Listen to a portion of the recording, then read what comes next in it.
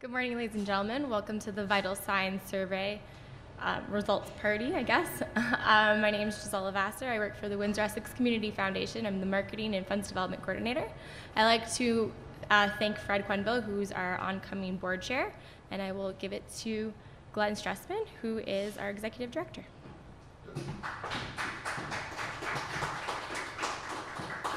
Thank you, Giselle. And I will add my thanks for those of you who are attending this morning as well.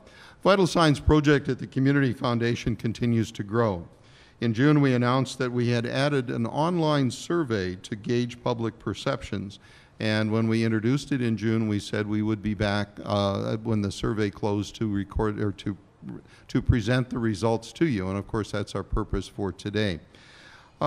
We also want to thank the Calgary Foundation for their help in setting up our online survey, and we continue to talk with them. And of course, the Calgary Foundation works very closely with the Calgary Herald newspaper, as we are privileged to work here in Windsor with the Windsor Star. So we're very pleased to have that relationship. The Vital Signs report itself will be issued on October the 7th, and the information part that we reported on today will be part of the Vital Signs report that you will see on October 7th. I'd like to share one thought with you before we turn it over to Robin Easterbrook, our project manager. In reading through the results, the thing that really came to the surface for me was the old saying, the sum is always more than the parts that put it together. When you see the results, you'll see that that the people in Windsor and Essex County, and the results were fairly uniform. The people in Windsor Essex County said, you know what, we like living here. But then when you look at the individual parts and the grades that they assigned to individual parts, we see C's, D's, and F's, and Robin will explain those to you. So we have C's, D's, and F's, and yet the final grade was much higher. And so what it tells me is there's an intangible, and we have to really look and see what the intangible is. And that maybe will come out in next year's survey, Robin, as you work on that. So we'll continue to look for the intangible. It's my pleasure to introduce Robin Easterbrook to you. Some of you might know him on another venture that he's working on at the moment. But for us at the Community Foundation, Robin is our project manager. This is the second year he has tackled Vital Signs, and that's that's a daunting task. So Robin, the mic is yours, and I think we allotted 2 minutes for this presentation.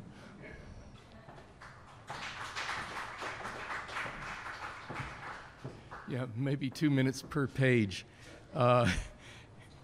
Glenn is being very pessimistic when he says I'm going to be back to do this next year. I'm hoping to have another job, but that's a whole different news event. So in any case, what I want to do with you this morning is not go through every statistic that we managed to quell out of this community survey, because no one wants to sit here and listen to that type of detail. All of that information is published to our website. There will also be an update to that website going in this afternoon that will be pretty much identical then to what you're seeing on screen. And then over the next day or 2 days, you'll also see more information coming out on our website regarding what individual comments were from the community. Because depending on the topic that we were asking people about, we received hundreds of comments about what people thought regarding learning and education, regarding the economic situation, regarding transit and accessibility around the area. So an awful lot of data there that is not consistent in the manner of presenting it, but again, that will be available through our website if you really want to get into that detail. So what I'd like to do is if we could go to the second slide in. One more. Okay, I want to give you some general idea of what we saw from people out there in the community.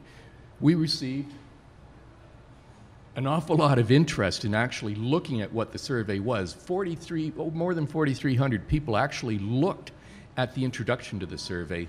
We only got a few more than 600 actually participating or going in to start the survey, and we had about a 42% completion rate. Now, that sounds like, wow, people weren't interested, but actually we figure that was a pretty good completion rate. Probably a mistake on our part is that we told people it would be about a 10-minute survey, and if you were really cruising, you could maybe do it in 10 minutes. But on average, people took closer to 25 minutes to do it. So there was no doubt dropout because of that, and we need to correct that in the future. Either change the survey somewhat, or we need to correct people's perception of how long it's going to take. But still, we think that we got a fairly good representative from the community. Statistically speaking, we're valid, so that's nice to understand.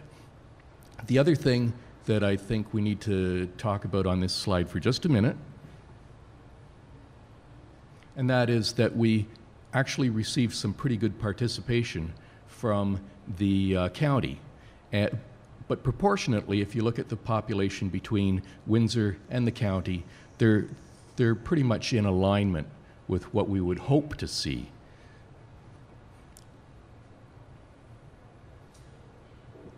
I also want to mention that as much as we had dropouts, the people that dropped out, their responses up until the point they dropped out are valid. So if we had 636 people start the survey, and after 10 questions, 100 of them dropped out, we still have the responses on those 10 questions, which is even better for us. So I don't think that there's a real problem that way. If we could have the next slide. We actually had, and I was surprised by this, we had a lot more females participating than we did males. Significantly so. And I'm not sure, maybe Kim or Bev could tell me better if this reflects the readership of the Windsor Star. But I'm at a loss to explain it, but that's what it is. And obviously, on some level of community engagement, the ladies in our community want to have their voices heard more. The other thing that I want to point out here very briefly is that we had an other category. We wanted to understand if people related as LGBTQ asterisks, whatever, and we had no one in the survey identifying that they were either male or female. So I'm not sure again what that says, but we want to be tracking this over time and seeing how our community changes that way. So, next. Now, here's a beautiful representation of the Windsor Star's readership. I would suspect that most of the people that took the survey came to us through the Windsor Star and the overlays that we had coming up on their website and so on. And you can see that the vast majority of the participants in this survey were 45 to 65 years of age. And again, I suspect that that's pretty reminiscent of the readership of the traditional Star. So that's the group, the select segment we're dealing with. And we are dealing with a select segment because what we've got here are people who have self-selected themselves to do the survey. They are not a random survey. There's very little chance of us being able to do a totally random survey of these types of community perceptions. These people have been readers of the Star, or for whatever reason they have sought out our website at the Community Foundation to go to the survey that way, or alternately, they've been referred by a friend. The survey left the option that you could refer friends to it as well. So either way, they are self-selecting, and they do represent a typical demographic of what we would expect to see from the Star.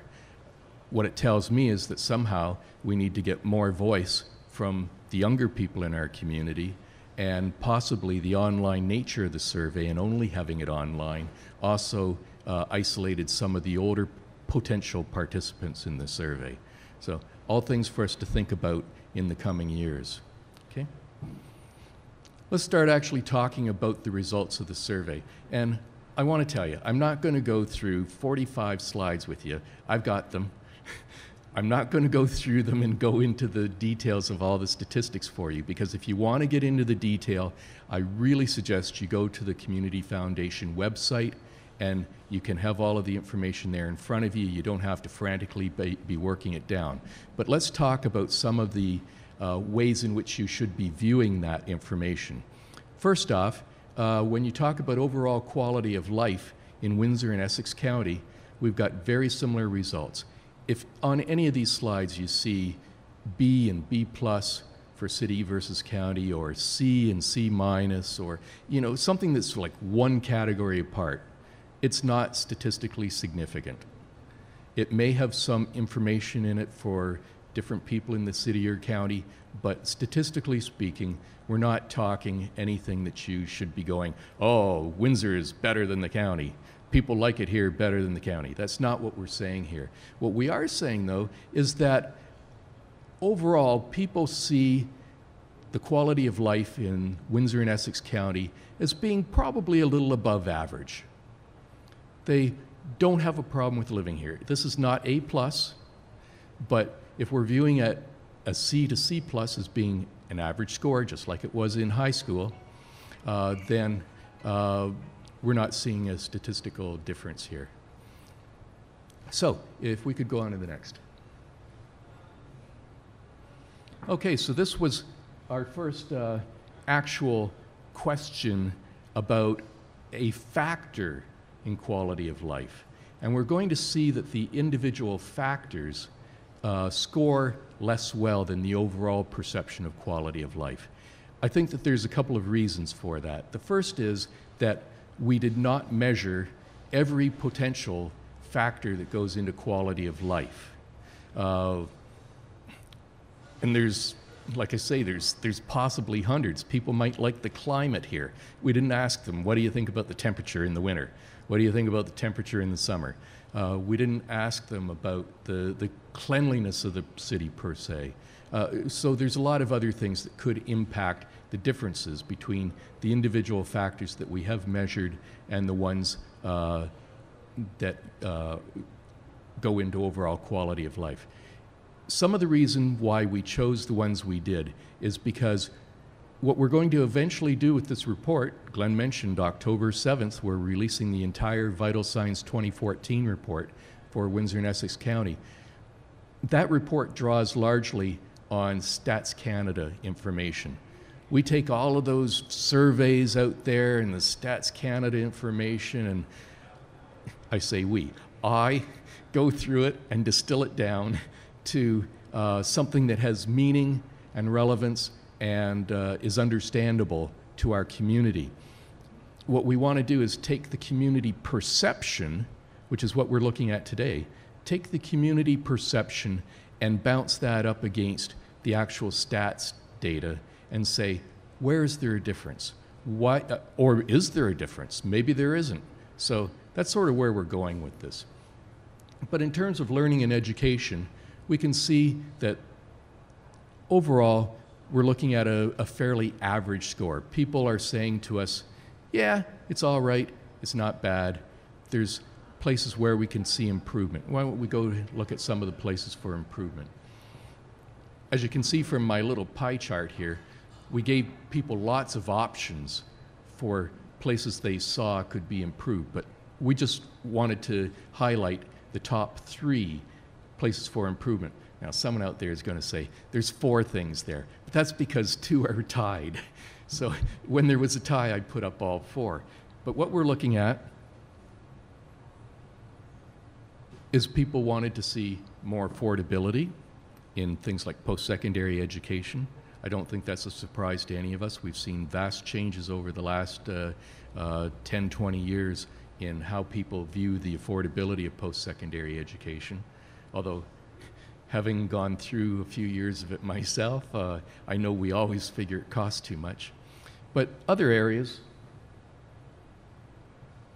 improving the quality of the school curriculum, that is not necessarily an issue for our local school board, and they could speak more clearly to what input they have to the local curriculum.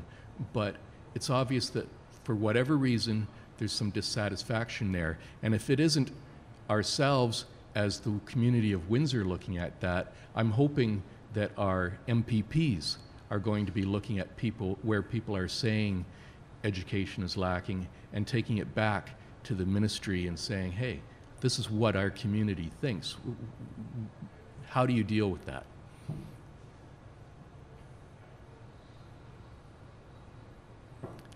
Adequate resources.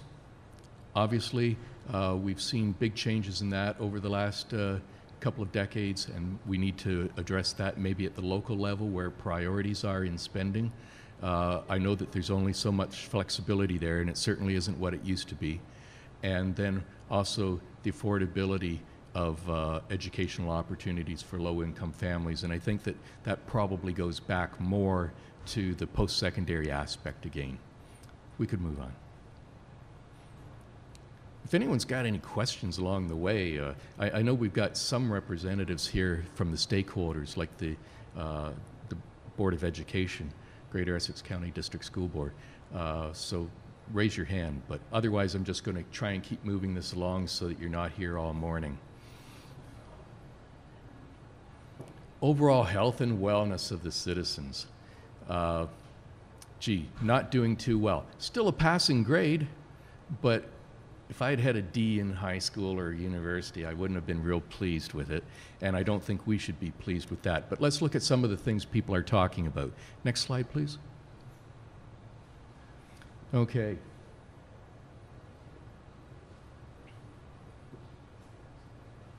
Couple here that are very similar, things like shortening wait times for medical procedures and having family physicians available. These are like the very, very frontline aspects of our health and wellness that people are concerned about. And again, this is perceptual. I'm not sure. I know there's been a lot of work going on in our community to do things like shorten wait times, but has that filtered through to the public? And how are they perceiving that? Apparently, they're not getting the message if it has changed significantly for them. On a personal note, I fractured a couple of ribs back at the end of February, and I know that the emergency wait times were nothing to write home about. Takes a long time to get through that system. Okay, next. Okay, with environment and sustainability, again, not very good scores. People do not have a good perception of how we're dealing with our environment around here and how we're dealing with the environmental aspects of our quality of life. Next slide. Number 1 there is improving the air quality. Whether it be the stuff we're getting from across the river or whether it be locally generated, people have a very... 3 minutes. For what? The whole thing? Okay. I will try to keep this going real fast. There's a couple of things I do want to highlight, but I'm not going to go into as much detail because I could talk about this stuff all day, and you don't want to hear that.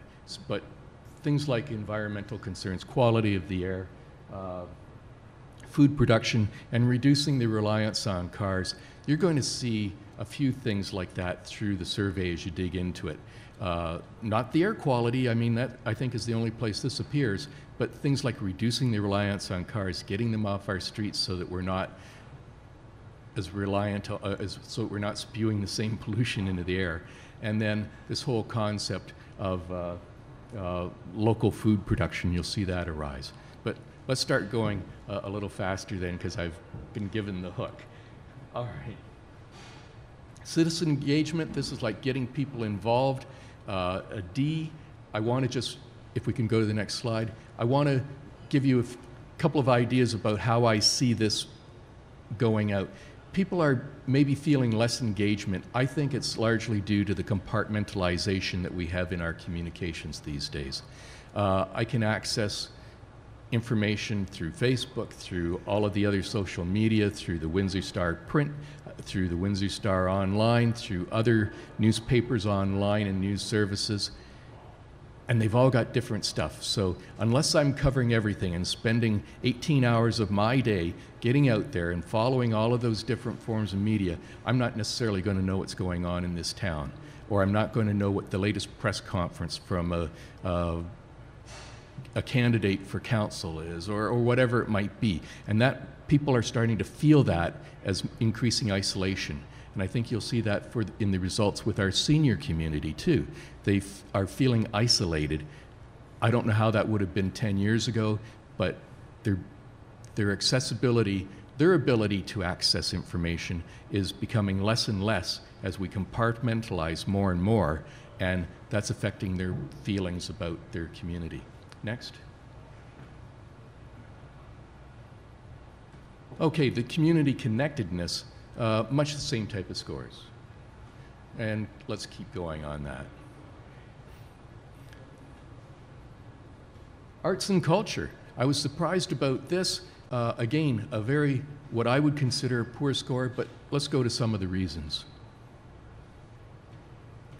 It's things like people aren't knowing the events are happening, so increasing promotion. But again, how do you get the information about what events are going on when it's spread out over so many channels of communication? Things like the affordability. People are going, yeah, great, I'd love to go to the symphony, but I can't afford $30 for a ticket. If it were $10, maybe they would see that as being more affordable, and maybe and I don't want to pick on the symphony, but maybe they need to look at more things like with last-minute tickets and allowing people access at a more affordable rate because of that.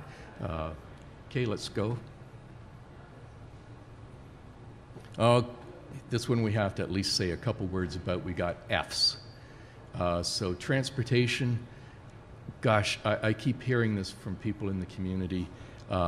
There's a definite unhappiness with the reliability and affordability of Transit Windsor, and there's definitely a problem with intra-county transportation. And that's something that I hope will be addressed throughout the upcoming election and this next council's term. Okay?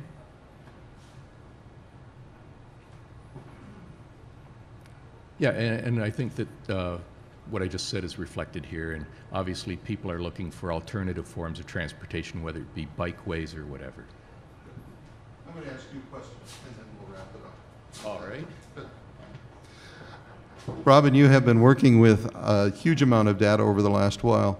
Here's my question. What's the one thing that stood out for you that was the surprise? You mentioned the art. Was there another thing that really surprised you? And this is maybe the slide that we haven't seen yet. Well, thanks for asking me an off-the-wall question, Glenn. I think there were a lot more slides that I went, yeah, I understand that. Like, if we were looking at the perceptions of the economy, people are not very happy about that. And their solution is to have more jobs and more diversification. None of that's surprising. But if I'd had to say that, I think the most surprising thing was just the whole disconnect between the overall perception of quality of life, which, as I said, we're looking at B minus, I think a reasonably average, decent score, because there's always going to be perceptions of discontent, but we're looking at above average there. And when you bounce that up against the individual perceptions, that was a real surprise. And the only other category I believe that we received an F in, and I might be wrong on this, but I think it was on economic development. So that obviously talks to where people have some big concerns. And I do have to mention, we shouldn't view this data all in isolation, that we've got a little transportation bucket, we've got a little economic bucket, we've got a little arts and culture bucket, because it all goes together to create a big picture. And possibly the reason why we've got this reasonable score on overall quality of life and such poor individual components is because there's been so little to integrate them and look at arts and culture and transportation as not being disconnected. If people can't get to where the arts and culture is happening, then that's going to be a problem. And if they can't get to a job, they're not going to have better employment. And if they, you know, it just snowballs from there. So. Good, thank you. Robin, thank you. And that was an excellent answer to an off-the-wall question with that. There are, and Robin mentioned, we have a couple people here today from the various interest areas. One of the slides that we didn't throw up was the assimilation of newly arrived Canadians. Do you remember the grade on that? Actually, I thought the grade was fairly good. Okay, so Lisa, you're here from the MCC. If you have any questions on that, and I know you have been doing some survey work, even as Adam has been doing some survey work on the regional transportation. So you have a real ally, Adam, with Robin. Enough talk, Giselle. Wrap it up for us, and then we'll. Thank you, Glenn. I want to thank everyone today for coming. I'd like to thank Bev Becker and the Windsor Star. I also like to thank Aaron and Michelle from the Public Board. I also like to thank Lisa from the MCC, as well as Adam from Pathway to Potential, and Robin for the presentation. If you'd like to see this presentation, it's also on our website, WECF, and also on the Windsor Star. Thank you very much. On our last note, I also like to announce that our partnership for sponsors for the vital signs is PricewaterhouseCoopers. Thank you very much and have a great day.